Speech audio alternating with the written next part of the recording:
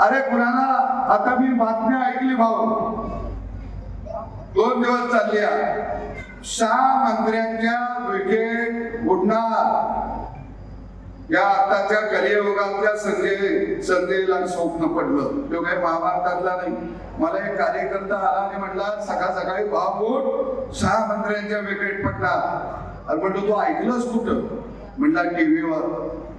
मी म्हणलो बहुतेक संजय राऊत आता कोमोडवर बसूनच मुलाखत देते का काय, 6:30 वाजलेले होते. अरे ते सरकार भक्कम आहे. हे सरकार या राज्याला विकासात्मक पुढे घेऊन जात. देवाभाऊच्या नेतृत्वाखाली हे सरकार समाजासाठी रात्रंदिवस काम करत आहे. तुम्ही कितीही देव पाण्यात घातलं तरी सुद्धा तुमच्या तोंडाला आता यश येणार नाही. तर मी ऐकलंय त्यावेळी संजय राऊत म्हणायचे आम्ही 25 वर्ष सत्तेवर राहणार. अरे 25 महिने तू राहू शकणार नाहीस. आणि म्हणून मला खात्री आहे की देवाभाऊचं सरकार मी 25 म्हणणार नाही, पण पुढच्या वेळी सुद्धा देवाभाऊचं सरकार या महाराष्ट्रामध्ये सत्तेवरती असणार. आम्हाला अभिमान आहे त्या सरकारमध्ये. एक भोकर समाजातला 18 पगार जातीतला एक सामान्य व्यक्ती आज तिथं मंत्री म्हणून आज त्या सरकारमध्ये काम करत आहे. सातारा जिल्ह्यामध्ये अनेक प्रस्थापित. आता मला काय लोक म्हणतात जयाभाऊ तुम्ही त्याच्यावर असतंय, ते लय बोलतय, लय मोठ्यांना शिव्या देतय. हे भाऊ बरं नाही, तुम्ही त्याला सांगायला पाहिजे.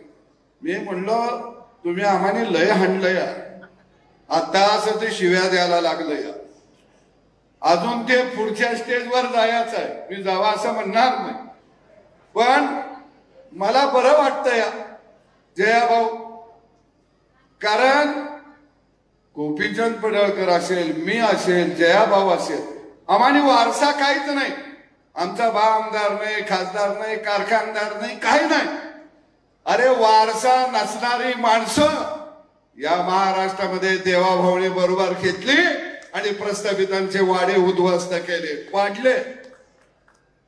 सगळे म्हणतात गोपीचंद पडळकर रोज चर्चेत असते.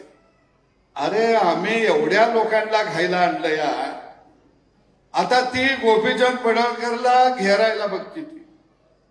त्याला घेरलं, मला कळलं की मी लगेच काठी घेऊन पळत असतोय बाग. आता परवा सगळ्या चर्चा चालू आहेत. मला काय म्हणलं ते लय वाईट शिव्या देते, आईवर्ण शिव्या देते. अरे म्हणलं ही गावाकडची भाषा आहे. पारावर आम्ही या शिव्या रोजच देतो. या तुम्हाला पहिल्यांदा ऐकायला मिळाल्या त्या. अजून खऱ्या शिव्या आमच्या खिशात आहेत, त्या बाहेर काढल्या तर तुम्ही तोंड दाखवणार नाही.